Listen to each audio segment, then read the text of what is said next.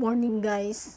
Ang tips ko sa inyo ngayon guys ay kung paano tayo hindi magkakasakit guys. 'Di ba? Ayaw nyo naman magkasakit guys, 'di ba?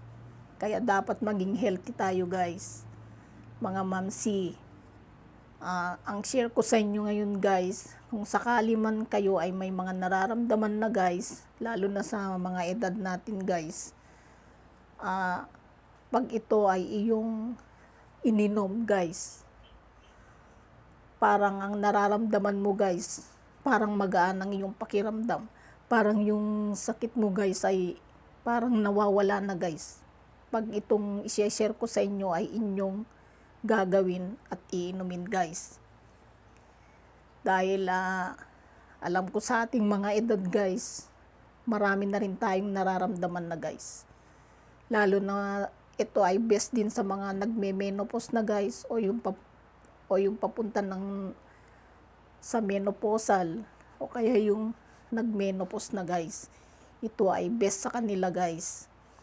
Ngayon, ang i-share ko sa inyo guys ay ito ay isang mga natural na medicine, o ibig sabihin guys, herbal ito guys. I-try natin guys, dahil sa panahon ngayon mahirap magkasakit guys.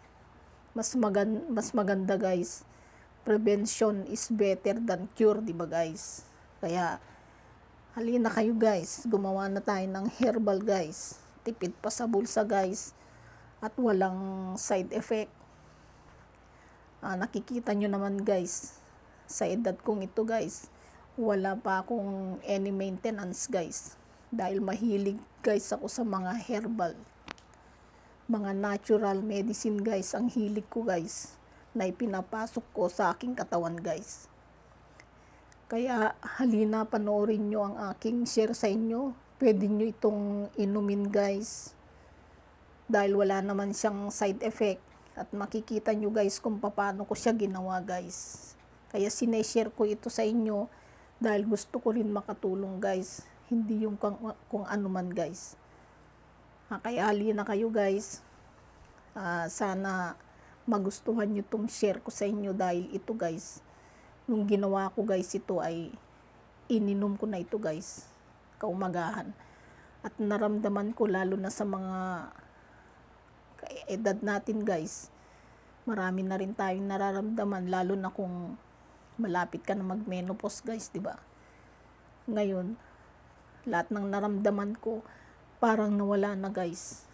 Gaya ng mga palpitation, gaya ng nag-hot flashes ka, ano pa yung nararamdaman natin guys sa edad natin guys, gaya ng madali tayong pagod, di ba guys? Kaya nung ginawa ko guys ito, 2 beses ko pa lang siyang nainom guys, parang okay naman yung katawan ko guys. Kaya testing kaya natin guys, di ba? Parang maganda nga sa katawan guys. Kasi ito ay naman guys, ito ay nakita ko lang din sa mga herbalist guys. Kaya isineshare ko naman sa inyo. Madali lang naman itong gawin guys, dahil hindi naman siya harmful yung mga ingredients natin. Kaya narito ang aking mga i-share sa inyo guys. Sana ay panoorin nyo guys, at mag-subscribe kayo sa akin guys. Dahil sa ngayon guys, pag mga Saturday, Sunday, medyo libre ako guys. Sa mga ibang araw na hindi na guys. Kaya i-share ko sa inyo ito. Sana naman panoorin nyo guys, at mag-subscribe kayo guys. Okay ba guys? Halina kayo guys. Manood na kayo guys ha.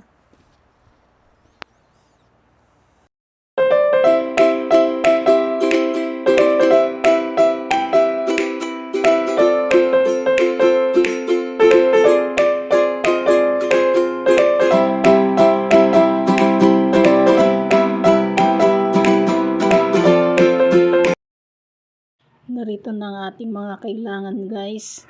Kalamansi or lemon, ginger, garlic, then turmeric o luyang dilaw, onion, and then honey guys.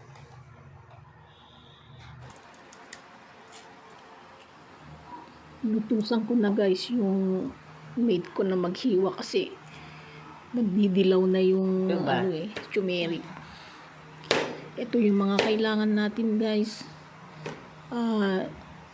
Hiwain natin ng maliliit. Then ilagay natin dito sa cute na cute kong blender guys. Ito ganito kadami yung nilagay kong honey guys. Ito ay pure honey.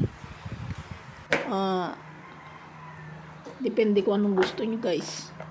Then ready na tayong mag-blend guys. Paghalu-haluin na natin yan guys. Nasa sa inyo kung ilang ang ilalagay yung turmeric. Kasi ang nilagay ko guys, tigli 5 na medyo malalaki guys ang size niya. O kaya medium ganun guys.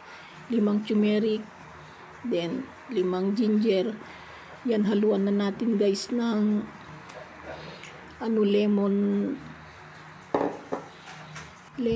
Pigayin natin yun guys, yung lemon. Isa lang guys. Yan, ready na tayong mag-ferment guys. Siguro after that guys, pwede na natin yan kainin guys.